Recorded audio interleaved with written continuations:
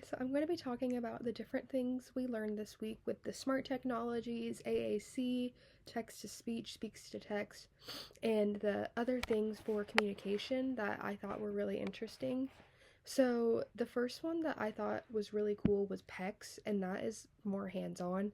You give it to someone and they can use their fingers to point, and other things like that, like Boardmaker and stuff, and those are very applicable to a lot of students, and it's really easy to just bring it around. Well, it's not as easy as technology, but you can bring it around with you. Um, and then that one, the if you use online stuff for it, you can customize the pictures too to make it better for students, which I thought was really cool. And then text to speech and speech to text, those are super duper helpful for so many different categories of people, and even people that are just busy, like don't have any disabilities. It can be beneficial for everybody, and that's why it's a UDL thing now, because it originally applied to this many people, and then society at large decided it would be useful, and so now it's common. Um, I think that speech to text has a lot of benefits for people of all ages and can help everyone to get their thoughts across, especially if they are slower at putting it onto paper or typing it for whatever reason. That's super helpful. And same with text to speech. It can be used the same way, and not only can it be used to dictate what somebody wants to say, but it also can be used as sort of like an AAC in some regards. I saw a video about someone starting to use text to speech after they were paralyzed, and then it took like a couple of months for them to get their communication software and figure all that out. But for the time, they just did text to speech, which I thought was really interesting. I'm very familiar with AAC devices because I work with them every day at my job.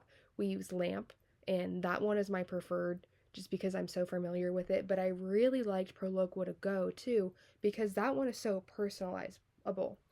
Because you can choose the voice, you can choose the pictures and the different boards and things like that, which I thought was really cool. I think giving someone a voice that they get to pick alone is such a game changer if this is their sole communication. You obviously want it to sound like you and you want it to match your personality.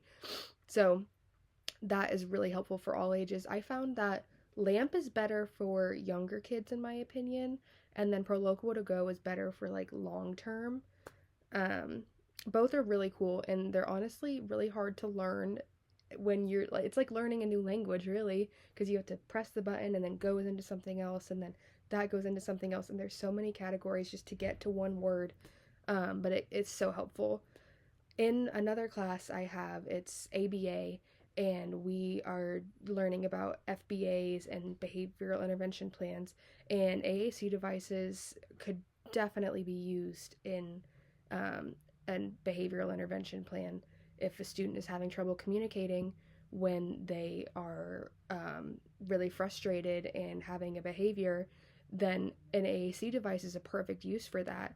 And same with some of the other smart technologies we learned, like clickable PowerPoint, that can really incentivize students, and you could use that as a behavior management tool instead of more academic. So all of those can be super duper helpful, and they would be implemented in a behavior plan.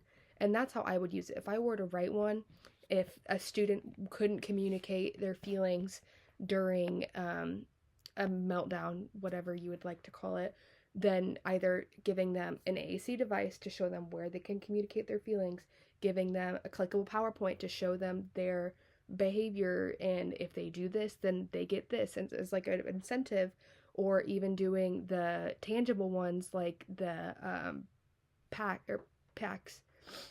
Um, they can really help students. So that's how I would use it in my future classroom. I think all of them have their own benefits depending on the needs of the student and individual. Like, I've seen kids as young as 3 start with an AAC device, and then adults up to 45 I've seen use them, and all of these other strategies too. So it really plays a role throughout all life in some cases. Um,